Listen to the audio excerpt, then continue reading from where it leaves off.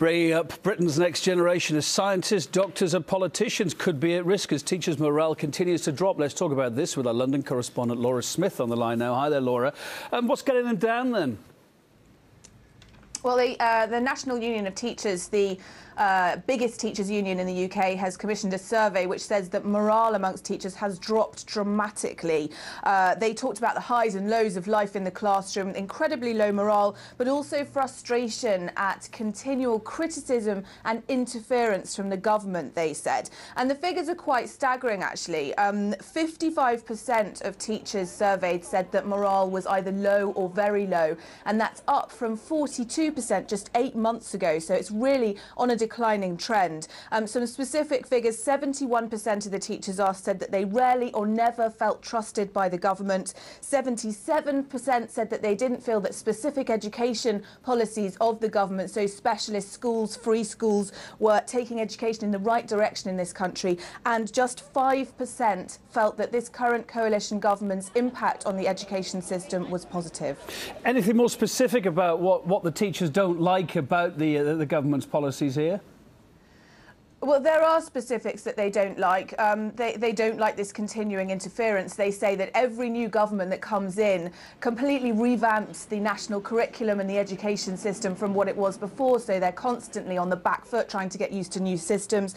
There's a new test now where children aged just 5 are tested on phonics. Some children obviously fail that test, and teachers are saying that if you fail a test age 5, it has a huge impact on your future development, makes you feel like a failure from an incredibly young age. They're also trying to change the exam system, again introducing a thing called EBAC, where just a few core subjects would be examined differently from other subjects. And people who are in the arts and sports and all those subjects that you really liked when you were at school say that children aren't going to take those subjects anymore. Schools are going to place less emphasis on them. They're fighting against that. And there's also a plan to force schools that are failing to become specialist academies where they concentrate on just one specific subject. And teachers, even teachers who now work in those academies, say that that is not a good policy, that the academy's policy as a whole is not a good one. Laura, how much of this is down to the general malaise affecting Britain during all the cuts, indeed even maybe some New Year blues? Yeah, the survey was done before New Year, so it's probably not New Year blues. But as far as austerity goes, there certainly is, as teachers talk about how austerity and cuts in general have affected families and the students that they teach. They say that if families are poorer, then children have less access to technology at home. They have parents who can't help them necessarily with their schoolwork. And in fact, I talked to Christine Blower, who's the General Secretary of the National Union of Teachers, and she talked about that. Let's hear it.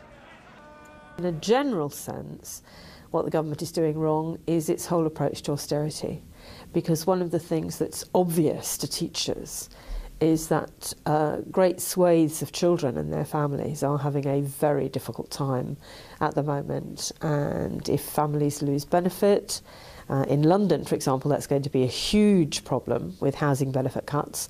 They'll have to move schools. And of course, if family income drops drastically, which it has in lots of places, children are coming to school hungry. They haven't had breakfast, they may not go home and get a meal in the evening. So in a general sense, there are really quite big problems.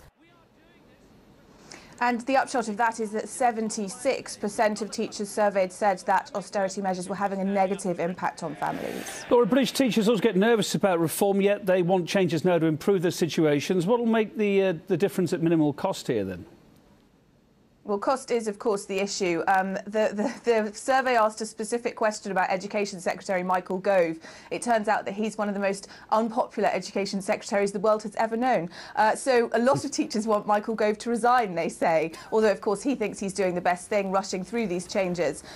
They want fewer and slower reforms, they say. They want to be consulted more because, as I said, every government comes in, it scraps the current policies and it introduces its own new ones, and this government's no different. Teachers find find that very frustrating. And they say that they don't feel trusted as professionals. They say that, that the government doesn't trust them, it won't leave them alone to do their jobs. And that, of course, has a huge impact on future generations of children. And in fact, the National Union of Teachers is not ruling out striking. Unions, of course, never rule out striking, but Christine Blower told me specifically that they don't rule it out. And the government is attacking pay and conditions. And in fact, just before Christmas, Michael Gove, the Education Secretary, was reported in newspapers as having put the Department for Education on a war footing with teachers, which is not going to help going forward. There's an accolade, isn't it? The worst education official the world has ever known. Dear, dear. All right, Laura, thanks ever so much for that.